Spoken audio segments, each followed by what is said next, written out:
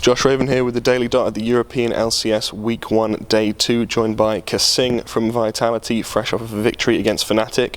Not so good on the first day, losing out to Roccat. We'll start there. You were the favourites for that game.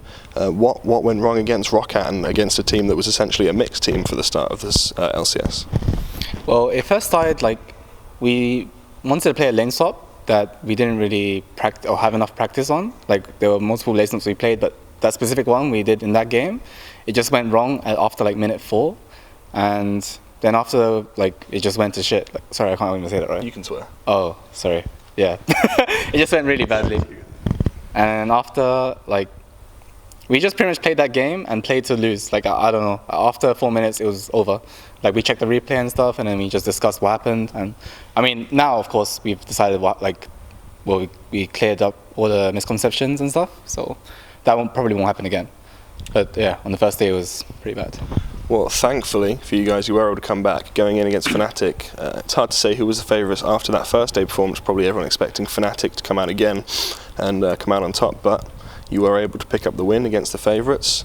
How come that's happened? How come the change from day 1 to day 2? What changed so drastically? I think mainly on mindset. Our mindset on the first day was pretty bad.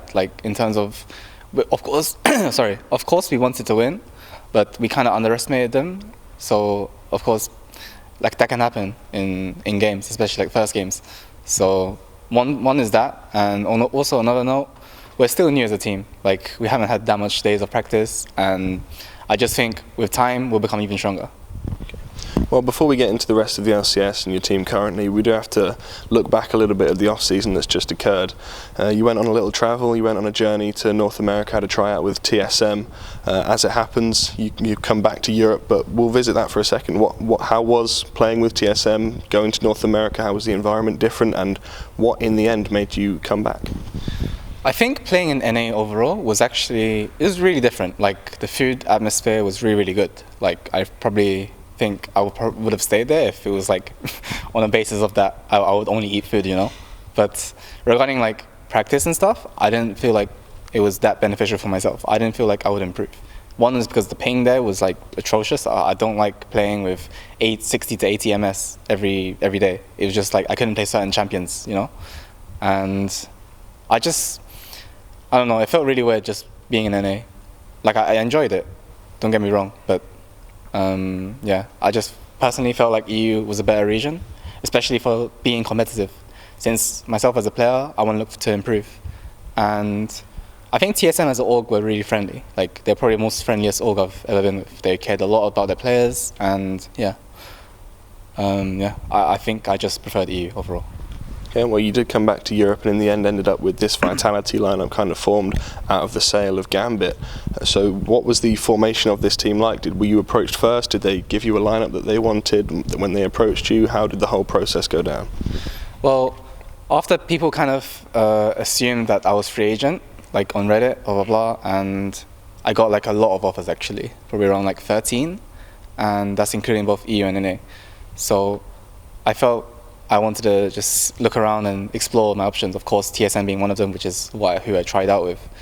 And regarding Vitality, at the time it was really, really, how do I say it? It was really new. No one was really confirmed on the roster. There was only certain players, maybe Kabashard and Shawns, because they were actually involved in the Vitality lineup back then.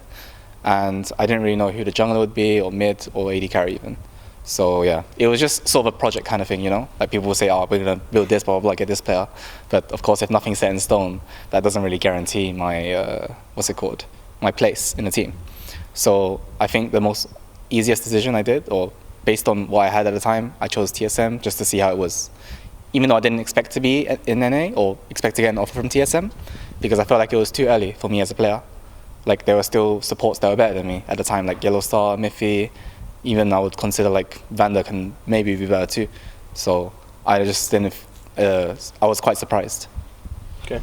One of the players who did end up joining Vitality is Hjanen, a player that you've been with for a very long time, and he often credits you in interviews like, why is Hjanen so good? Kasing. What is the relationship like between you two? Like, it seems like you're very close on and off the game. It seems like but it actually, you laugh, but it seems like it makes quite a good bond and quite a good bot lane that seems to be quite a core strength of both H2K and Vitality. Do you think that it is that factor, that where you and him are such good friends and such, that makes you such a good bot lane? The thing is actually, I had a lot of variety of people to choose from regarding the AD carry role. And I actually thought about this for around nearly 2 weeks, about who I actually wanted to play with. I mean, yeah, I played with Doublelift, I played with Hjanen, even H2K and stuff, and I just thought about all the other AD carries, that are really good right now. But I just felt like me and Hjanen were never bad. We weren't really doing bad at all. And I just thought, if I've been playing with someone for nearly half a year, and we were actually still improving, not to mention that back then it's Reckless and Yellowstar who played for a while too, and Nils and Miffy who were completely new not Miffy, Nils who was new at the time, and then he played really, really good with Miffy too. So I didn't feel like me and Hjanen would be too far off, And just me staying with Hjanen right now, I just felt we could be better than majority of the bot lanes in EU, and of course in Worlds. It's been an okay start to the LCS then for you guys, 1-1 on the first week. It's really too early to tell how things are going to go, but a lot of fans and a lot of analysts and people on Reddit and such have been billing you as the super team of the European LCS as you formed up. What does a tag like that, how does the tag like that make you feel? Does it give you any more pressure? Do you like being referred to as the super team, or does it throw you off? Personally, I don't really mind being called super team, but I just want to make sure that everyone in my team, myself personally, that everyone looks to improve as a player. I don't care about going first, or as long as we're top 6, that's my main concern, and that we play well in playoffs. I just feel like the wins right now, or losses, in Spring Split especially, shouldn't really affect us as a team. Because in general, our goal is obviously to get to Worlds, and of course perform at Worlds. And losing in Spring Split, it doesn't really matter, as long as we don't get relegated, of course. Okay, well, we'll end things off. We'll get your general scope on the European LCS as how it stands in the spring. Who do you think is going to be fighting for around the top of the table, going for that first, second place, going for the playoffs? Where do you think Vitality will end up in this mess of a season so far? It's kind of hard to say right now because people have only played 2 games.